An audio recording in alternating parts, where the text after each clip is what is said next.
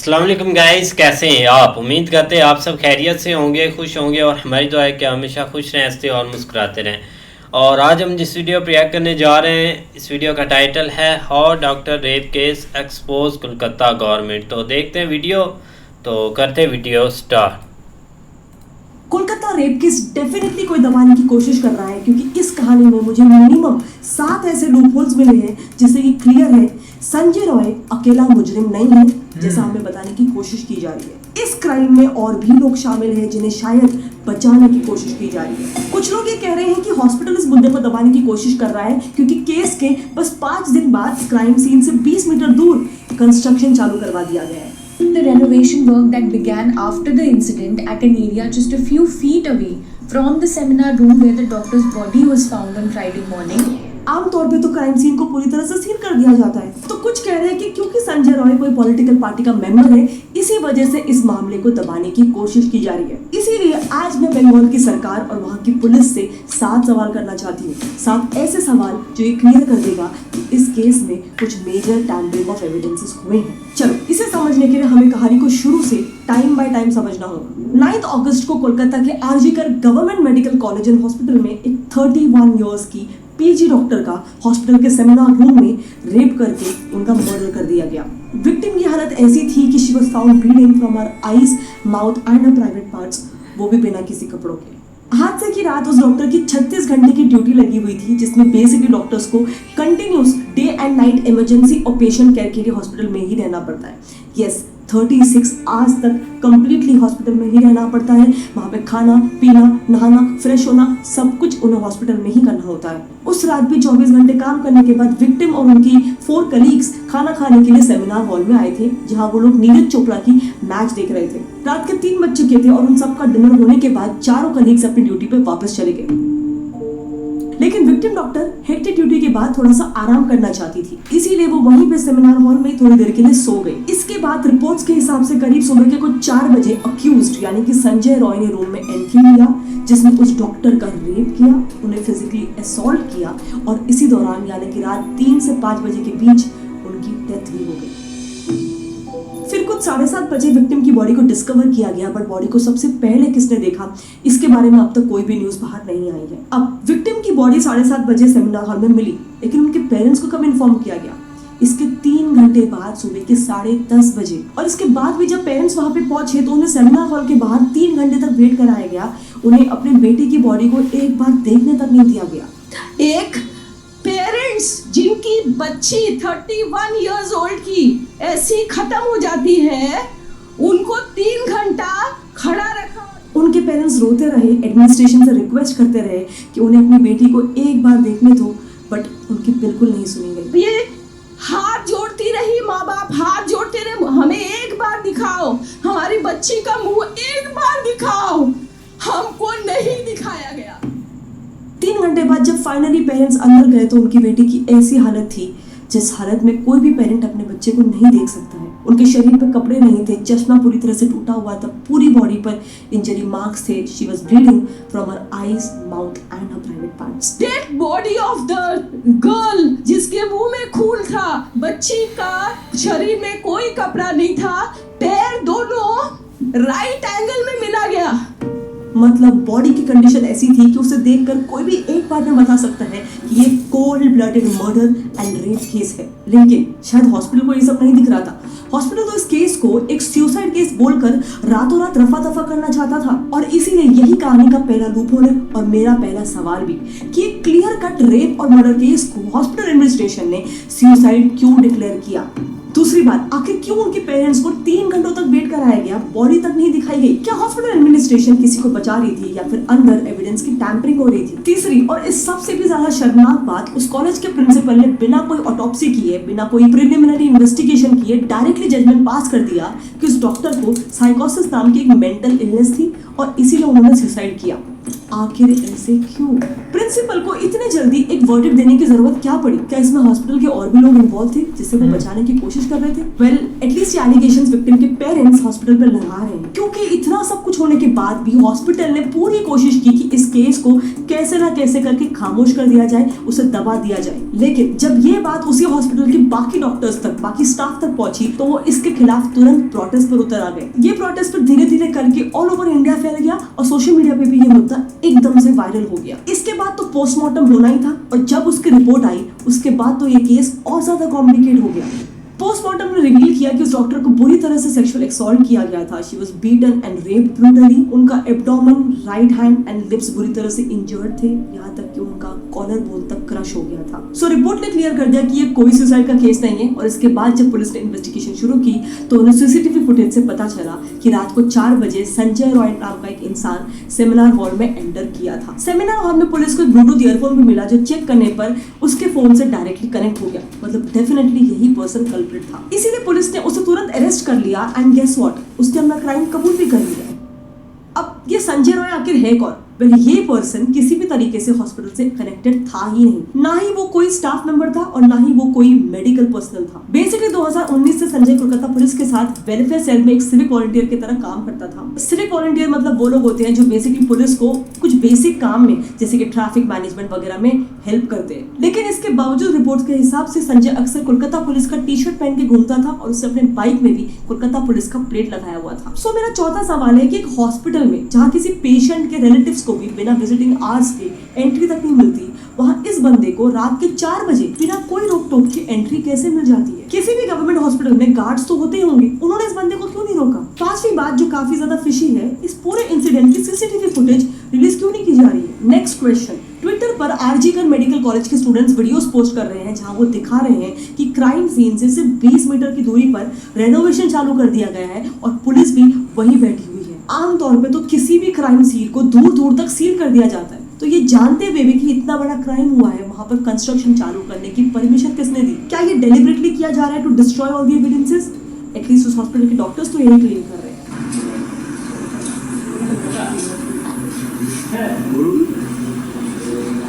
इतना जल्दी क्यों काम स्टार्ट कर दी?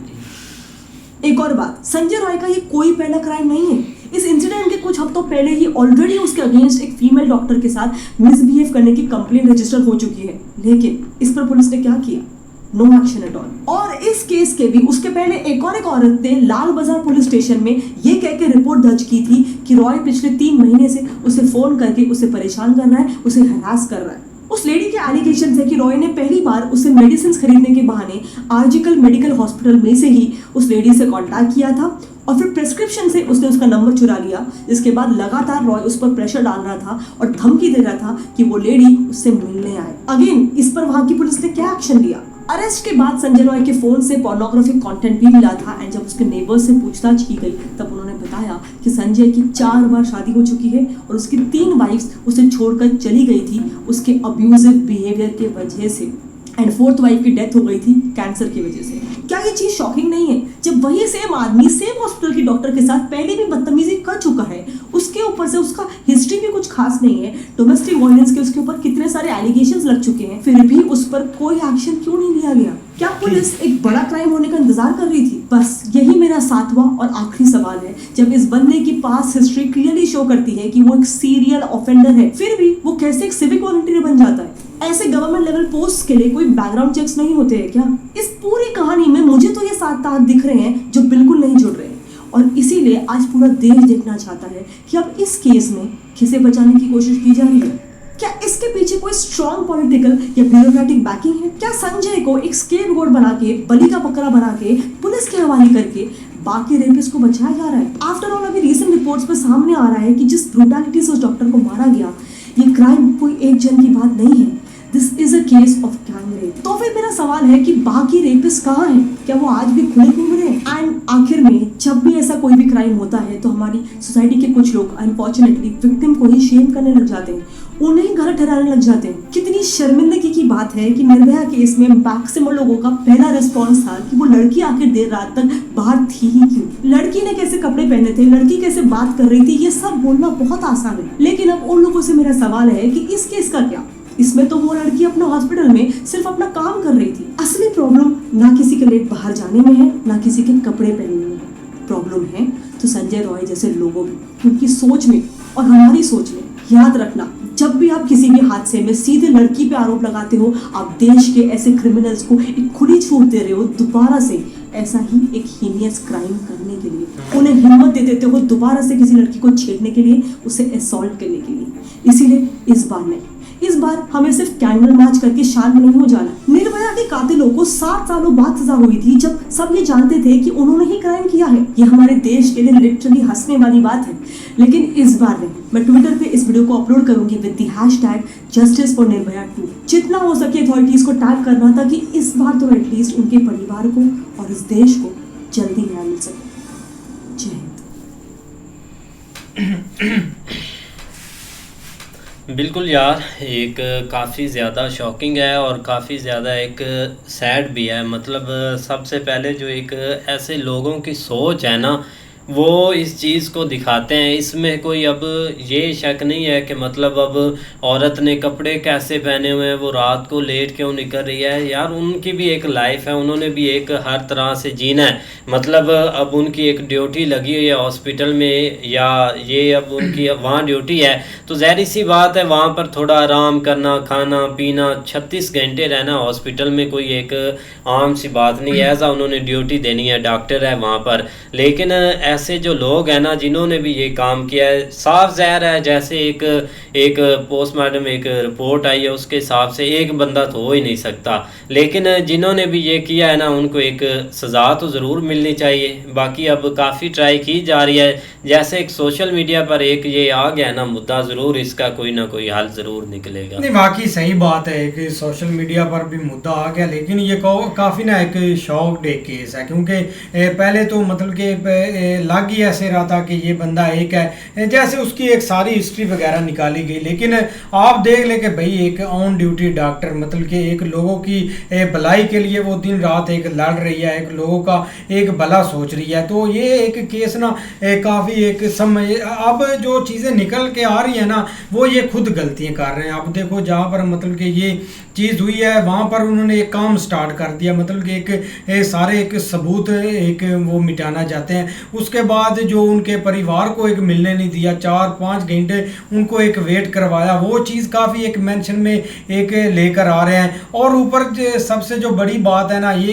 एक बंदे का काम हो ही नहीं सकता, इसमें बहुत एक पावरफुल लोग एक पीछे जुड़े हुए हैं, जो कि एक इसको अब आगे फेंका है कि आपका एक ऐसा करैक्टर है, आप मतलब कि लोग एक छानबीन भी करेंगे तो आपको यही समझेंगे कि ये बंदा करेगा। लेकिन जहाँ तक मुझे लगता है ना कि इसके पीछे एक बहुत बड़ी पावर है जो कि एक छुपी हुई है, और एक अंदर का सारा जो एक सिस्टम है ना वो ही उसको एक बार नहीं एक निकाल रहा, और वो चाहते हैं कि ये सेफ हो जाए और ये बंदे को सजा और बाद में हम इसको एक बचा भी ले, क्योंकि ये थोड़े दिन ही रहता है काम, मतलब कि इसको सजा हो जाएगी, लोग अपने कामों में मसरूफ हो जाएंगे, पीछे से मतलब कि ठीक है उसको एक सेफ्टली एक निकाल भी लेंगे। लेकिन ऐसा नहीं होना चाहिए। वाकई हम बहुत खुशी भी हो रही है कि एक लोगों ने एक आवाज़ उठाई है एक सोशल मीडिया पर, और लोग काफ़ी ना एक मतलब कि इमोशनल हो रहे थे कि यार ये क्यों वैसा हो गया। इंस्टा पर मैं देख रहा था काफ़ी भाई जो आज एक इंडिपेंडेंस डे की उन्होंने स्टोरी नहीं लगाई हुई थी, उन्होंने ये स्टोरी लगाई हुई थी कि एक जस्टिस मिलना चाहिए इस लड़की को। नहीं बिल्कुल ऐसे है, लेकिन इस दफ़ा का ठीक है, एक इंडिपेंडेंस डे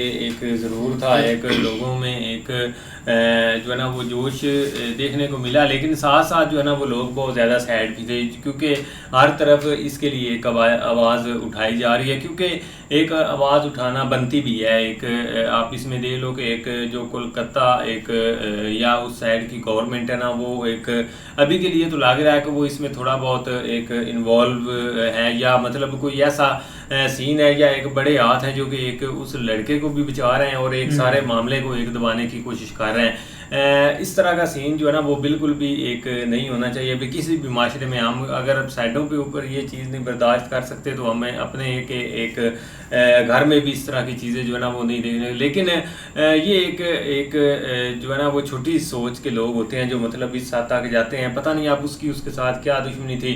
अक्सर जो है ना वो एक हॉस्पिटल में एक इस तरह डॉक्टर्स के साथ एक मिसबिहेव हो जाता, क्योंकि वो बेचारे आप देख लो 36 घंटे ड्यूटी करनी है, तो एक बाद दफ़ा एक बंदे एक ऊंच नीच बोल भी जाता है और एक मामला। लेकिन अब आगे जो एक केस जब चलेगा तो पता चलेगा कि इसके पीछे, लेकिन बहुत भाई एक तकलीफ हुई है ये चीज़ सुन के। एक देख लो कि एक तो वो पढ़ी लिखी, ऊपर से वो भाई एक डॉक्टर्स, और उसके साथ अगर इस तरह का अगर एक रवैया हुआ है, और ये एक बहुत शॉकिंग है यार। एक पूरे एक मुल्क के लिए कह रहे हैं, एक आप उसको अगर इंसाफ नहीं मिलता तो उसके लिए भी भाई एक जो है ना वो बहुत बुरा होगा अगर वो इनको इंसाफ। लेकिन ये कि लोग जिस तरह आवाज़ उठा रहे हैं, अब थोड़ा सा पहले भी ठीक है एक आवाज़ उठती थी इस तरह के बाद, लेकिन अब जो होगा ना वो थोड़ा फ्रंट फुट के ऊपर होके लोग कर रहे हैं, क्योंकि हर एक इसमें पार्टिसिपेट कर रहा है। नहीं, जो सबसे बड़ी बात है ना वो एक स्टाफ की आती है कि कैसे उन्होंने एक मामला निपटाया है। मतलब कि एक सुसाइड था और एक चीज़ें मतलब कि उन्होंने रातों रात ही एक ना साइड पर चीज़ें कर दी है कि कुछ हुए नहीं है, बहुत एक नॉर्मल ले रहे थे। अब देखो ना एक उनके एक फैमिली है, उन पर क्या बीतेगी कि एक कोई टेंशन नहीं लड़की को और वो सुसाइड कर रही है, तो काफ़ी चीज़ है। मुझे लगता है अगर ये मामला ना उठाते तो उन्होंने ऐसे निपटा देना था।